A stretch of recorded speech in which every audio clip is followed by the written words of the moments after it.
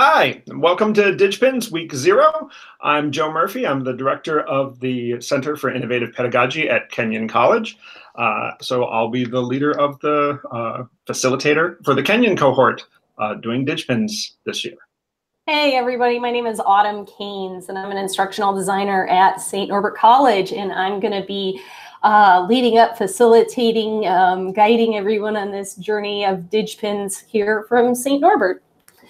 I'm really excited to be a part of this with all of you, and it's a bit of it's something new with us doing this with Kenyon. So I'm really excited to meet up with some of the Kenyon folks. Joe, I know registration's still open for both of us, and we're still very open for people to jump in still yet. We've still actually got 2 weeks to go. We're calling this week 0, but it's actually week -1 maybe, because we've got about 2 weeks before the start of things. Can you give me a hint or give me a little bit of an idea? What is your group looking like? What kind of folks do you have who are interested in participating in this thing? So at the moment, we've got a group of faculty from multiple disciplines. It's not a very big group yet, but I'm going to send this around and convince people that it'll be bigger. It's a neat group, multiple disciplines. At this point, mostly relatively established folks at Kenyon, which will be interesting. I think folks who are looking to find out about something that they haven't taken the time to get informed about, and I think that'll be fun. Neat way to spend summer. I know that there's going to be folks who will be traveling, so I think we'll have a little geographic diversity, and that'll be a neat opportunity for the organizations like Kenyon and St. Norbert, where we really prize the face-to-face contact. I think it'll be neat to show that we can do this kind of remote connection. You might even call it virtually connecting. Which, for those who don't know the joke, that's the organization through which I met Autumn, and we kind of came up with this, the idea that this could be a shared thing between our organizations, between our colleges. Yeah, yeah. So tell me about the St. Norbert's group. So, yeah, I think we have a really good group that have, signed up so far. We've got a good mixture of staff as well as faculty. So I think that's going to be really interesting, especially, I feel like the digital identity and the digital networks piece is pretty broad, and anybody could find, a place in that. And I'm trying to think of how we're going to work the pedagogy and the scholarship for people who don't teach and don't have scholarship responsibilities necessarily. And so the way that I'm thinking about that is, I think everybody teaches in some respect. So how do you teach when you're not a classroom teacher? So I'm going to be asking staff members to think about that. If you do have to teach, maybe it's students, but maybe it's even colleagues, right? And what are some of the ways that you teach when you don't have that classroom structure to draw upon? So that's something I'm very interested in as well. And then as far as scholarship goes, even if you don't have scholarship responsibilities necessarily, like as a staff member, what is your field? Maybe it's student affairs, maybe it's human resources. It could be anything, right? How do you give back to your field? How do you keep yourself up to speed in terms of professional development, but also how are you advancing your field? How are you questioning your field and helping your field to move forward? And I think that could be an interesting way to think about those particular topics. Right. And I hope we will have some staff involved at Kenyon, and I'm actually hoping to recruit a couple more. I've got one person who says that they might watch a little bit from the sidelines, and that's a level of involvement that's cool too. But yeah, I think those questions are really important about documenting and advancing the knowledge that you're creating, whether you want to call it scholarship or not. Right. So one of the things that we're asking people to do is to hop on. We're going to ask people to blog. We're going to ask people to get involved with Twitter. We're going to ask them to try some other things out. We've got the live hangouts like this one. Where do I go if I have questions about all this stuff that I have to do in public? So that can be really intimidating. And when I've run DigPINS in the past, I've had some folks who have expressed that they have some anxiety of working in the public. And I think that's natural and it's normal. And that's why we start with identity, because before you put yourself out there in the public, you want to at least think about and have a conversation about what kind of identity you want to portray when you are out there in the public. But one of the things that's great about the design of DigPINS is that we really do think about the idea of open as a continuum. And the other side of open is maybe more private, or a more of a safer environment that's not as open, right? And so what we're going to be using here at St. Norbert, we have an established Slack team. And so all of you who are part of the St. Norbert cohort, you are going to be getting an email from me that is going to be from Slack, and it's going to invite you to our Slack team. And I'll be giving you more information about how to download the Slack client and how to pay attention to your notifications. Because one of the great things about Slack is that it allows you to customize your notification in really nuanced ways. But if you don't take the time to customize them, then you can get a little overwhelmed because you'll get notifications about everything.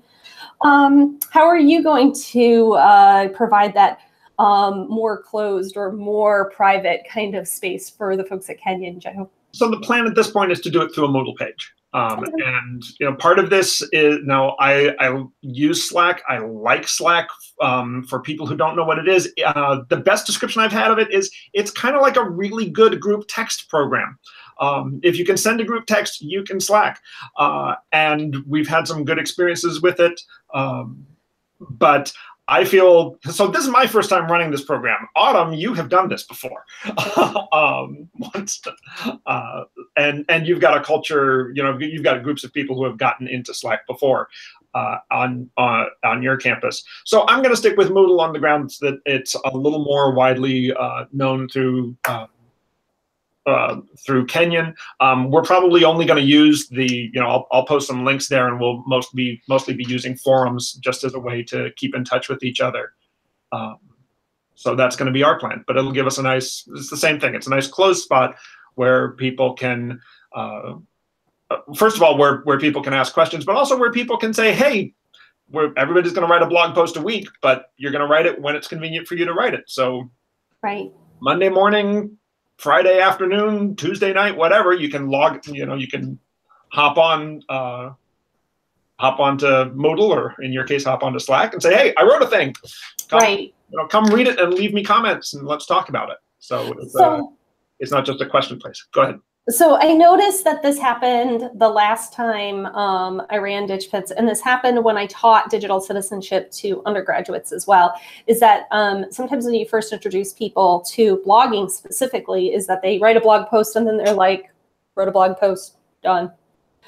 And the thing is, you have to promote your blog post. And the cool thing is, especially as a new blogger, you get some control, because where you promote your blog post is where you're going to be cultivating audience.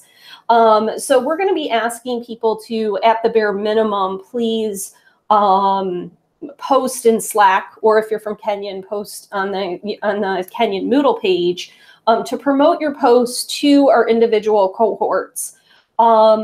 But if you want a little bit of a broader audience, then when we get into something like Twitter, like posting your, promoting your blog post on Twitter is something that's much bigger and much broader.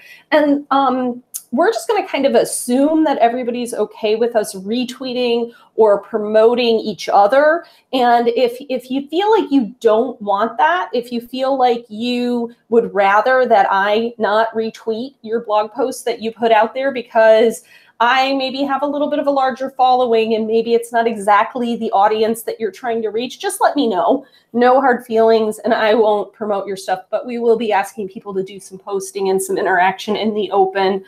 And I like to celebrate my participants' posts. So unless you tell me not to, I'm gonna be, especially those posts that I really feel like, resonate or make a really important point.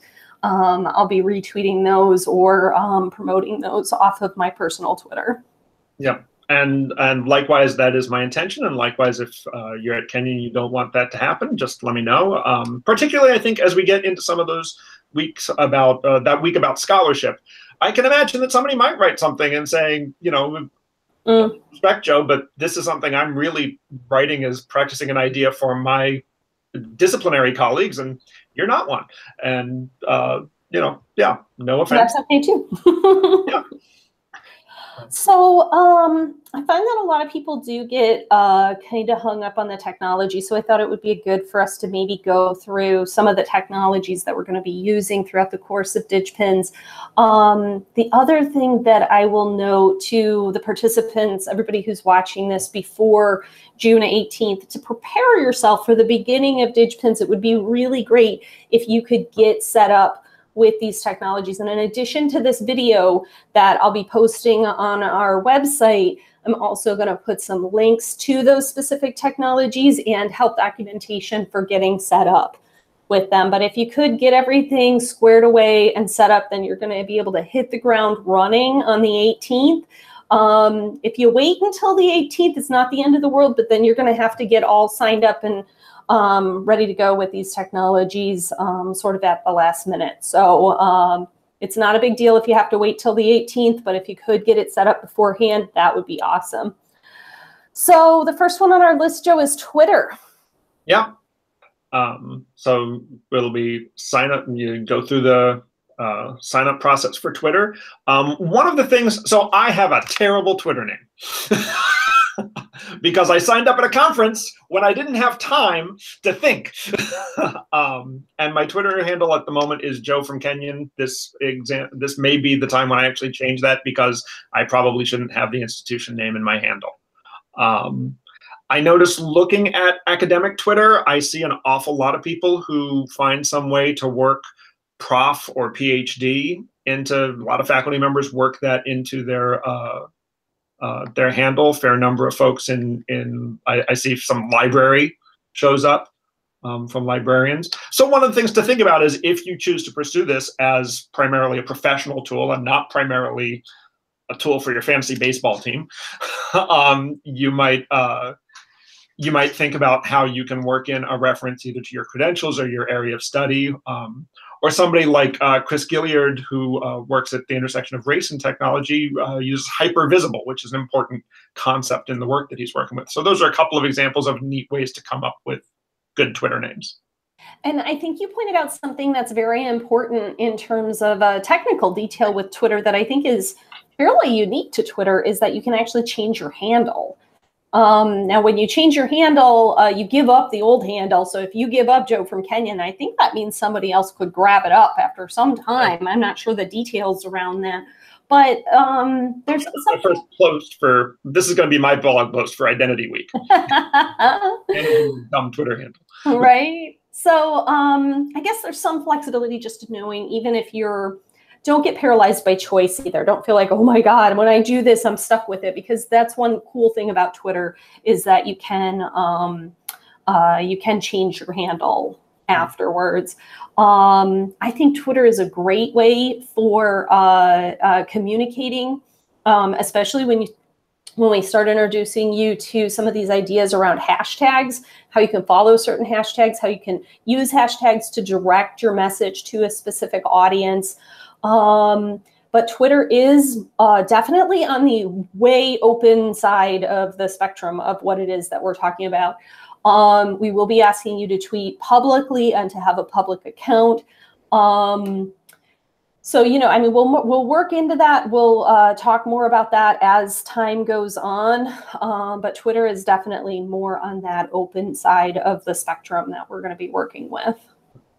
Oh, and find an avatar. That's another thing that you may want to think about. Because it's Twitter and tweeting and birds, when you sign up, you get an egg as your Twitter avatar. And that's not very interesting. So, it can be, mine is a headshot. There are some people have terrific other designs. Actually, mine's not a headshot at the moment. Mine's a button at the moment. Maybe it'll be a headshot again by the time you watch this. But again, think about your symbol that will go along with your name. Well, and I do think that having no image, and I'm not sure if it's still an egg. I think they might have changed that. But it's just been a long time since I haven't had a profile picture too. I think it adds a certain level of credibility, even if it's not a headshot, even if it's a picture Oh, of yeah. a flower, or if it's something like there's Twitter's also a little bit of a dangerous place, I'd say. There's a lot of trolling that can happen on Twitter. There's a lot of bots on Twitter. And there is people who create like what they call a sock puppet account. And when I see an account that has just been made and it doesn't have an avatar, I kind of scratch my head and I look at it a little bit and I'm like, I don't know if that's a legitimate account. So when I look at an account, especially that's just been created that has a small number of followers, I'm looking for a picture of some kind. It doesn't have to be a headshot. It doesn't have to be a face, but a picture of some kind, usually a Twitter bio as well, that at least gives me some idea of the person's interests. I'm pretty open in that. I put in my Twitter bio that I work for St. Norbert and some silly little stuff about myself, like, I like the number 3, for instance. Whereas my bio is 3 words, but yeah, it's 3 words about me. So, but at least it's something, right? So think about getting that set up and putting up some kind of picture and getting a bio in there sometime before June 18th. And if you need to wait until the 18th, it's not that big of a deal, but it's just going to be another thing. You're going to be doing that on top of all the content for the first week. Right. So we've been saying blog a lot, and the way that we've got this set up is basically that you will be one author on a group blog, and it'll be for Kenyon. It'll be at kenyon.digpins.org. And at St. Norbert, it will be snc.digpins.org. And this means that you don't have to carry the load of picking a web hosting provider and picking a theme and doing the configuration for that. Autumn and I are doing all of that lifting for you. But what we will be doing is creating an account for you, and you'll probably get an email from WordPress, or we'll email you directly with a temporary password, and you'll have author access to post to a blog on that site. Yep. Yeah. So those will be coming. Check your emails, and we will check you as we get closer to the 18th to make sure that it didn't end up in your spam folder or just get buried under the torrent of email. Again, with blog posts, I just want to point out, again, we're talking about being on the open side. Right. Of that, open to less open kind of spectrum. Also, a little more long form. So Twitter is 240 characters, is very short, very sweet, great for promotion, but not good for longer reflection. It's up to you how long your blog post is. I'm not doing word counts on it or anything like that, but I am asking that you just reflect on each one of the readings that we're doing, the conversations that we're having, and give us a peek inside your head. What are you thinking about all this stuff? And I would say one thing to think about that I know from talking to Autumn, you and I both struggle with this.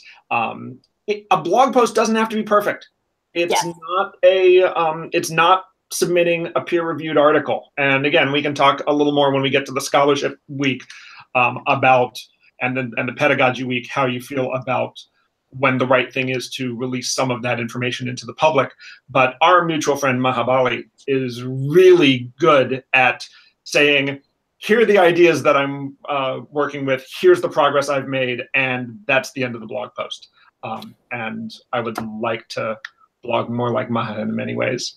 I know, I need to get better at that. She's so good at that. She's total stream of consciousness. And then she uses that in like more traditional scholarly stuff, right? Like that's sort of like her first draft, or like it's her thinking. Yeah. That's the name of her blog, actually, is Reflecting Aloud. Yeah. And it's ALLOWD, but it's the play on words. I hadn't gotten that play on words until this very moment. That's what, it's a total play on words. So it's something to think about in terms of, what is your blog presence? How do you want to be? How formed, how complete do you want your pieces to be? But fundamentally, don't overthink it. If you find yourself really stressing out over, I don't know if this blog post is ready, you can ask me, hit me up on Twitter, shoot me an email. I'm going to say yes. But if you need me to say yes, I will do that for you. And of course, that goes for me as well. If you need somebody to help you kind of brainstorm some ideas, that's always it's good to have another person.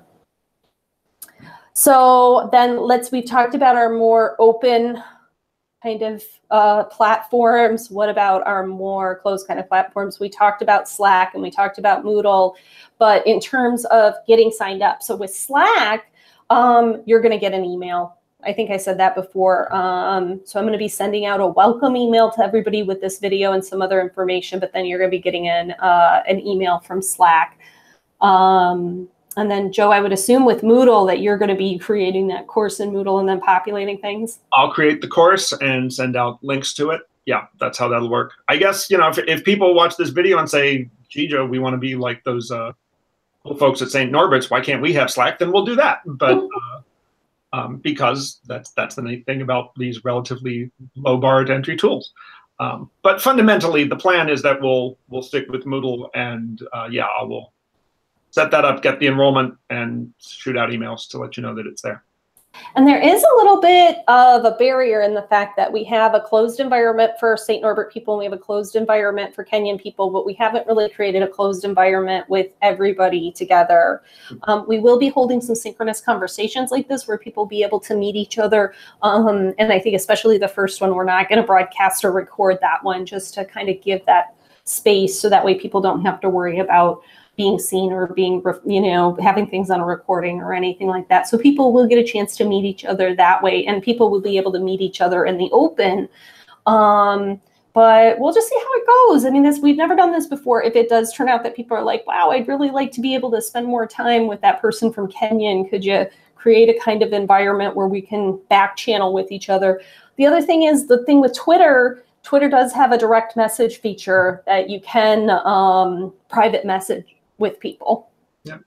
And I guess that's the other thing, at least within our own cohorts, you know, we'll all have each other's emails at our institutions. I will actually not be in this office because I have to move on Monday, but we'll be up on the top of Edward's house shortly after Monday.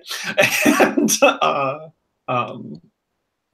so, you know, I'll be here. You'll be, you know, Autumn and her folks will be at St. Norbert. Catherine Hall in the ITS department. If folks are on campus and they need to get a hold of us and they want to come by, we're more than happy if you're struggling with any of these technologies. We say this is an online experience, but I would even argue that it's sort of a hybrid experience because it's not like we're going anywhere. Well, I'm actually talking about potentially maybe doing the first week of DigPINS from Michigan, because I have some stuff that I need to take care of from there, but I'm still waiting to see if that's going to work out. But my team is here, and you can come in if you need help with getting set up with any of these technologies, or if you're curious how they work, any of those kind of things. Yep. And then I guess the other thing that I'd say is, well, one of the first things we'll do is talk about what are the digital spaces that you're in. And one of the things that we kind of want to say is that this is an experimenting time and a learning time, and we're not necessarily representing that you will now blog and tweet for the rest of your life or about all things, but it's a time where you can learn some of the grammar about how these platforms work and what they're good for, so that you can make choices going forward. I think that's absolutely right. We're not saying that like every class needs to incorporate Twitter, every class needs to have a blog. You might decide that blogging is great for your class and you might want to, you know, embrace that. You might, if you're a staff member, you might decide that, hey, Twitter's a great way for me to get information out to my constituents, if those are students or if those are other staff members or whatever the case might be. But that might not be the case, and that's okay too. This is a point of exploring, and I do think you're building some basic building blocks. So the idea of a hashtag and how do I use a hashtag, the idea of an @ reply, what that is and how I would use that. Those are kind of literacies or understandings that you can that are used in many different social media platforms. So that we use that stuff on Twitter, but that stuff can also be used on Instagram or, you know, other social media platforms as well. Right, and you know, as things go forward, you may have a course where it fits perfectly, and you will probably have other courses where it doesn't fit. You may have a conference or professional organization that it fits very well with, and another one where maybe it's working for other people and you just don't want it, or you know, or where it doesn't fit as well, and that's part of the decision that you'll be making with this experience? I think that DigPINS is really about the pins, the pedagogy, identity, networks, and scholarship. That's the core of the conversation that we want to have. We use these tools to facilitate that conversation, and there's definitely benefit that can come from the more practical learning that comes from learning about those tools and just using those tools and building resilience because you're in this tool you've never used before and trying to figure it out and just trying to grapple with that. I think there's a lot of benefits from that, but the core of our conversation is going to be on those bigger concepts. Mm-hmm. Cool. Well, I think this has been great, Joe. Yes, I'm really excited to get started, and I hope this is helpful, and we'll see you in week 1. Excited, everyone. See you later. See ya. Bye. Bye.